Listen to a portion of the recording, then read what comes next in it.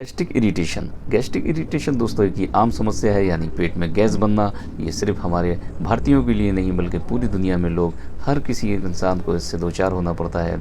अगर ये हमारे पेट में हो जाए, हमारे स्टोमक के किसी भी इंटेस्टाइन के किसी भी रीजन में अगर ये अटक जाती है तो ये भयावह स्थिति पैदा हो जाती है। इससे पेशेंट को जो है मरोड़ पैदा होती है, पेशेंट उठने बैठने में, उसको चलने फिरने में दिक्कत हो जाती है।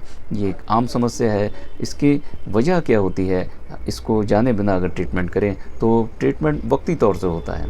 इसलिए ट्रीटमेंट में ये जानना ज़रूरी होता है आखिर क्या काउज़ है, क्या वजह है। इसमें गैस्ट्राइटिस है। इसमें दोस्तों गैस्ट्राइटिस में हमारे पेट की जो परत होती है उसमें सूजन आ जाती है, वर्म हो जाता है। इसकी वजह से भी ये दिक्कत हो जाती है। IBS यानी इरिटेबल बाउल सिंड्रोम एक मर्ज़ होता है।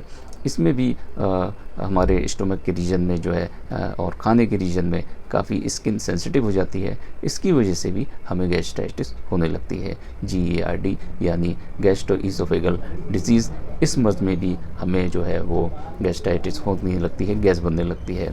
इसके अलावा पेप्टिक अल्सर, अगर हमारे पेट या खाने की नली में किसी भी तरह का वर्म या सोजिश हो जाती है, छाला पड़ जाता है, तब भी हमारे पेट में जो है वो गैस बनना शुरू हो जाती है। इसके साथ गैस्ट्राइटिस यानी पेट का फूलना भी एक काउज़ होता है, जिसकी वजह से गैस हमारे पेट में बनना शुरू हो जाती है। लेकिन इसमें जानना ज़रूरी होता है कि आखिर क्या काउज़ है, जो आपका चिकित्सक, आपका डॉक्टर बताएगा। इसके लक्षण की अगर हम बात करें, पेट का आकार बढ़ जाता है, खट्टी डकारें आती हैं, डिस्पेप्सिया हो जाता है, नाउजिया, वॉमिटिंग होता है, पेट में जलन पड़ सकती है, पेट में मरोड़ हो सकती है, लूज़ मोशन हो सकते हैं। और लूज़ मोशन होने के बाद भी पेट में गैस जो है कम होने के बजाय बढ़ जाती है, ये भी एक काउजेज़ है। पेशेंट जो है जलन की शिकायत करता है, उसको उल्टी भी हो सकती है, पेट में भारीपन भी हो सकता है। ये सब जो सिम्टम्स हैं, लक्षण हैं, हमें गैस्ट्राइटिस यानी इरिटेबल गैस्ट्रिक डिजीज़ में देखने को मिलता है। अगर हम इसके कारण की बात करें तो हम जो कुछ भी खाद्य पदार्थ लेते हैं, फल लेते हैं, अगर उसमें फाइबर्स की कमी है तो वो हमें कम लेना चाहिए या बंद कर देना चाहिए। इससे भी हमें गैस्ट्राइटिस की दिक्कत होती है। साथ साथ फास्ट फूड लेना, चिकनी तली हुई चीज़ों का इस्तेमाल से भी हमें गैस्ट्राइटिस यानी गैस की समस्या हो जाती है। इसके साथ अगर साइकोलॉजिकल डिसऑर्डर है, जैसे किसी को डिप्रेशन हो, एंजाइटी हो, उसकी वजह से भी ये समस्या हो जाती है। इसके साथ साथ अगर कोई भी पेशेंट, उसकी फ़िज़िकल एक्टिविटी जो है वो कम है, जैसे वो ज़्यादातर लेटा रहता हो, कोई एक्टिविटी ना हो, कोई एक्सरसाइज ना हो, कोई योगा ना हो, और ज़्यादातर आराम तलबी करना और लेटे लेटे ऑयली चीज़ों का लेना, ज़्यादा चाय का इस्तेमाल लेना, इससे भी जो है हमें गैस्ट्राइटिस की समस्या हो जाती है। और अगर पेशेंट को शराब या धूम्रपान की आदत है, अगर वो उसका ज़्यादा इस्तेमाल करता है, तब भी ये दिक्कत गैस्ट्राइटिस की पेशेंट को हो जाती है, जिससे हमारे लीवर पे भी इफ़ेक्ट पड़ता है और हमारे इंटेस्टाइन रीजन पर, स्टोमक रीजन पर भी इसका गहरा असर पड़ता है। साथ साथ हमें अपने खाने में हाई फाइबर फूड्स की मात्रा जो है थोड़ी कम रखनी है, जिसमें फूल, पत्ता गोभी, नाशपाती, फलियाँ, डेयरी प्रोडक्ट्स और प्याज, ये सब चीज़ें जो हैं इसमें हाई फाइबर्स पाए जाते हैं, इनको हमें कम करना होगा। अगर ये हमें किसी वायरल बैक्टीरिया के इन्फेक्शन से भी ये मर्ज़ हमें हो जाया करता है, जैसे हेलिकोबैक्टर बैक्टीरिया की वजह से भी हमें ये इन्फेक्शन एब्डोमेन रीजन में हो जाता है।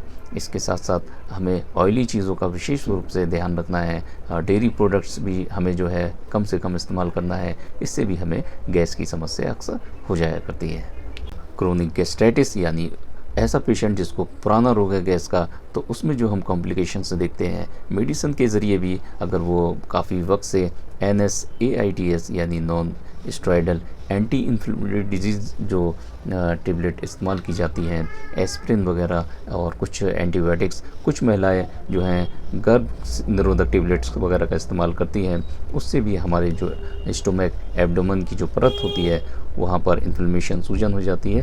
पेप्टिक अल्सर भी हो सकता है, GERD भी इस पेशेंट को हो जाया करती है। अगर हम इसके ट्रीटमेंट की बात करें किस वजह से, तो ये बैक्टीरियल इन्फेक्शन भी हो सकता है, वायरल इन्फेक्शन भी हो सकता है, जिसमें बैक्टीरिया हेलिकोबैक्टर नामक, और इसके साथ साथ पाइलोरिक इन्फेक्शन की वजह से भी ये दिक्कत हो जाती है। तो आप लोग मेरी बताई हुई चीज़ों को जो मैंने बताई हैं इसमें आप लोग ध्यानपूर्वक जैसे फ़ाइबर्स की कम फ़ाइबर्स की चीज़ों का इस्तेमाल करना है और उन चीज़ों को अवॉइड करना है, तभी मेडिसिन कामयाब होती है। साथ साथ ये इन्फेक्शन जो हमारे एब्डोमेन में हो जाते हैं उसको दूर करने के लिए हमें हाइजीनिक रहना पड़ेगा। हाथों का साफ़ होना, जो भी हम फल फ्रूट या सब्ज़ी खा रहे हैं उसका साफ़ होना बहुत ज़रूरी है। तो टेक केयर, धन्यवाद।